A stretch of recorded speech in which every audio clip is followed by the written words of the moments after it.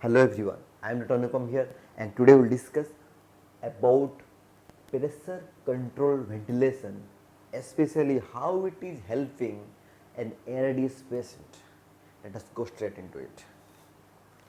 So, an initial ventilator setting in ARDS patient in whom you are wanting to give pressure control ventilation, you can start with a pressure control level of 20, PEEP of 10 and FiO2 of 100%, right. So, you have to be careful. The total inspiratory pressure or the peak inspiratory airway pressure should be less than 30. In that we have to manage. Plus, you have to be careful not to produce a tidal volume of more than 6 ml per kg of idle body weight, right. Now it is proven beyond doubt that a low tidal volume ventilation is actually helpful and improves mortality in ARDS patient. So even when you are putting the patient on pressure control level 20, you have to be careful so that it is not producing a tidal volume of more than 6 ml per kg of idle body weight. If it is producing more, you may have to come down on the pressure control level, right. So now let us see how it can help, how it is different from a volume control ventilation. So what happens in volume control ventilation, if you analyze the flow time waveform,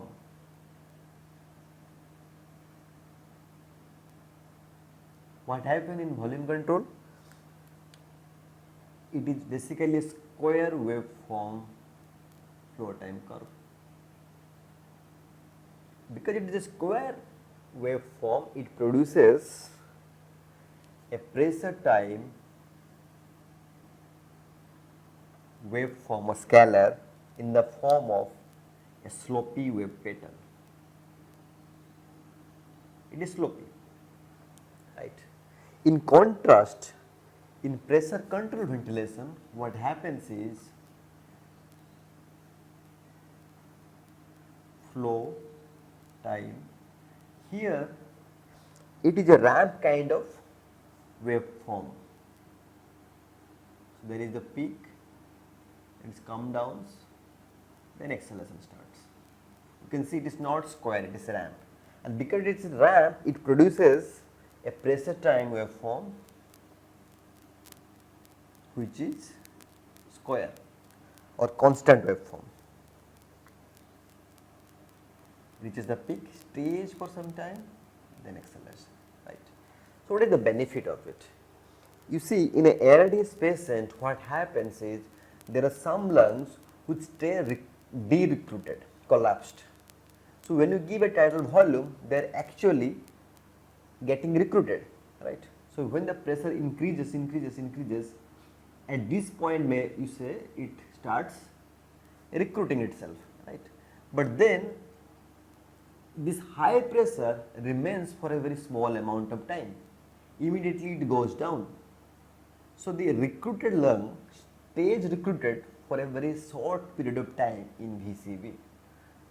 But if you compare with PCV, you see the pressure reaches the peak, it is here the lung starts getting recruited and it stays for a considerable amount of time at that pressure level. So the recruited lung remains recruited for a longer time. So it improves the compliance, it improves the oxygenation, right. So number one point will be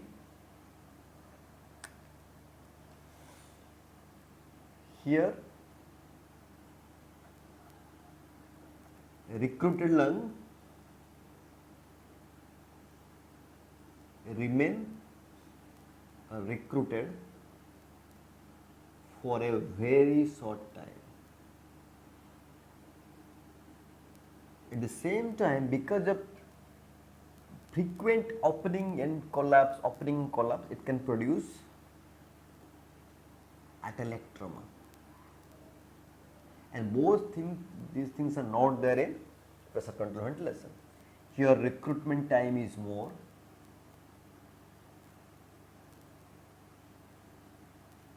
and less at electroma.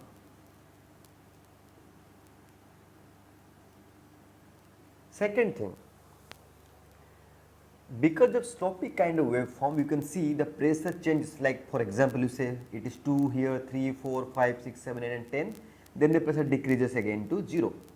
So, if you sum up it, the average mean airway pressure will be less, because here the pressure is maintained at a level for a considerable amount of time, the mean airway pressure will be high. Right.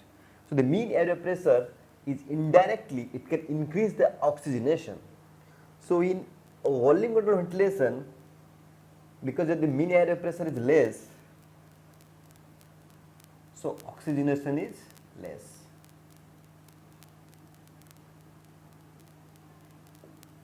Here, because mean airway pressure is high, this map is not arterial pressure, this is the mean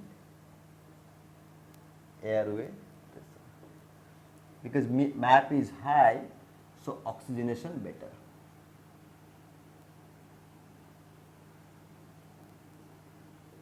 Right? It decreases the, or it improves the compliance. Right? So, this is the advantage of PCV over VCV, the major advantage, both in terms of improving the compliance and improving the oxygenation, and that is our prime target in ARDS patient, to improve the compliance and improve oxygenation. Right? Now, let us focus on pressure control ventilation, the flow time waveform. Right?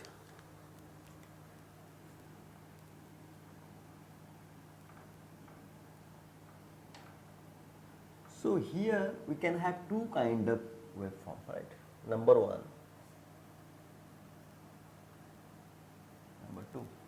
So, we can have one condition where the flow time, it goes up, then it comes down the ramp pattern, then T reaches the baseline, then again acceleration starts and again it reaches the baseline. So, this can be one format. What does it mean? It means the preset inspiratory pressure that you have set 20 has reached equilibrium with all lung unit, right. Because it reaches the baseline, the pressure that you have set has been dissipated throughout the lung unit, right, has reached equilibrium with all lung unit, right. However, there can be one situation where what happens is you have the flow goes like this, then it comes down, but before reaching the baseline, it get itself cut off, then acceleration starts. It's called truncation, early truncation of the flow time waveform.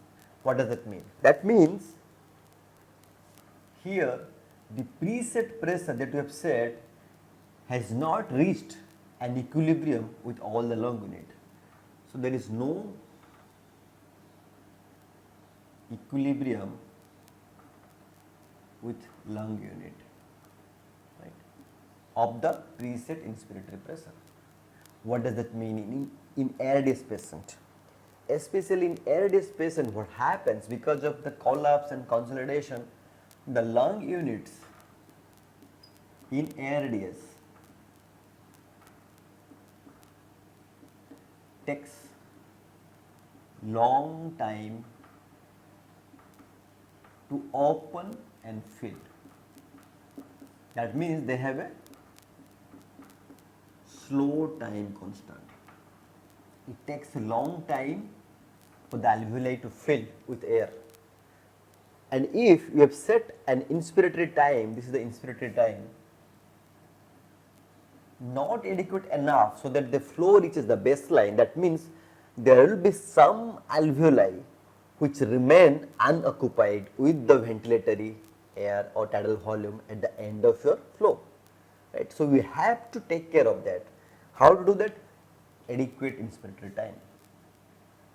So, you have to give adequate inspiratory time. Sometimes the time constant is so slow, you may have to give inspiratory time more than the expiratory time. This is called inverse ratio ventilation, especially in ARDS patient, because the lung alveoli or the lung units take larger time to open and to fill. So, we have to give inspiratory time so that the flow reaches the baseline. That means the preset inspiratory pressure has reached an equilibrium with all the lung units. You have to be careful. So, you have to give a adequate inspiratory time. And what is other advantage of giving adequate inspiratory time? The other advantage is, see here, the pressure time scalar in pressure control ventilation, right. Now, if you give inspiratory time of inadequate inspiratory time, so the pressure time scalar, the time will be inspiratory time, this is the time, right, and this will be the mean airway pressure. If you increase the inspiratory time adequately, so that the flow reaches baseline, so this pressure time scalar will increase, right. So, now it will increase. So, now the mean airway pressure will further increase because the same pressure is maintained for a larger amount of time. So, the mean airway pressure will further increase, and it will also improves oxygenation, right, improves compliance, right. So, this is the importance of inspiratory time in pressure control ventilation. It is not that you put the patient on pressure control ventilation, your work is over. No, you have to follow the graphics, you have to follow the inspiratory time, whether it has been set enough or not. Now, what problem can happen from here?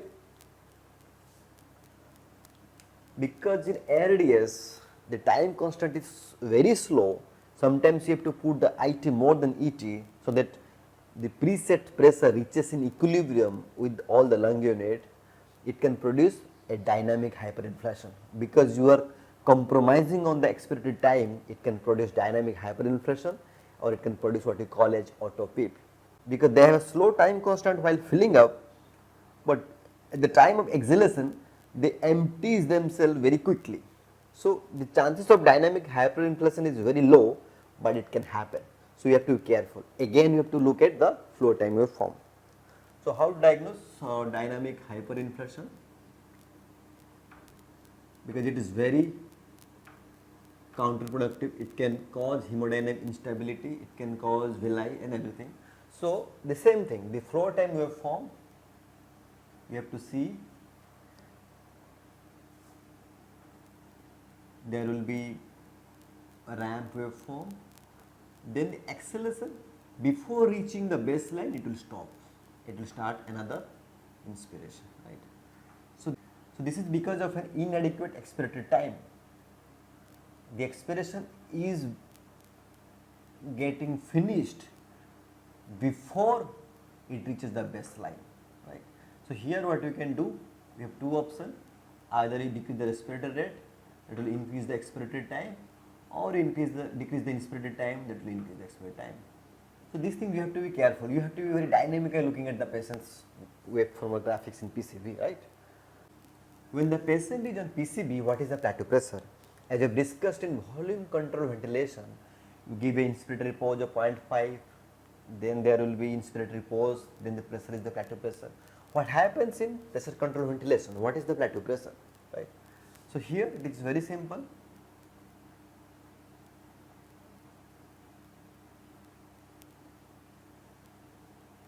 Two kind of waveform come, one is which is the baseline and then acceleration, one truncates before reaching the baseline, then there is acceleration. So, in this case, this is which is called appropriate or adequate inspiratory time.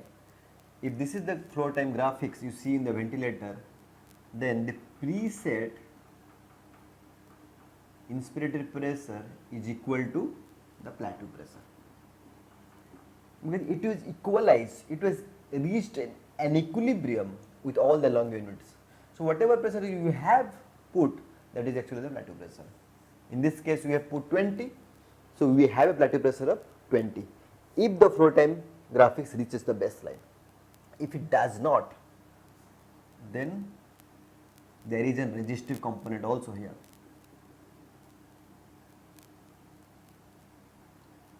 Right?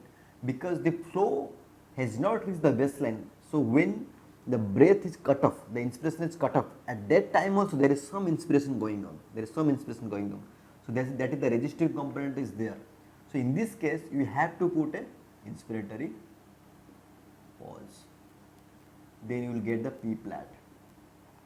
In both the situation, however, the P flat will be less than equal to the set inspiratory pressure. That is another advantage, because P flat less than 30 is always beneficial, improves motility. Here you can set the pressure control of 20, and you can always rest assured that the P flat will never go beyond 30, right. So this is one of the another advantage of pressure control ventilation. So in this way we have discussed how pressure control ventilation can actually help an air dissipation in different ways. There has been studies showing the benefit, but it is up to a clinician to decide what is best for his patient. In my opinion, first you start with the volume control ventilation, then if you are not able to reach a P flat target or oxygenation target as mentioned, then you go back to pressure control ventilation, try for some times and see if it improves the ventilation and oxygenation parameter or not. Thank you very much.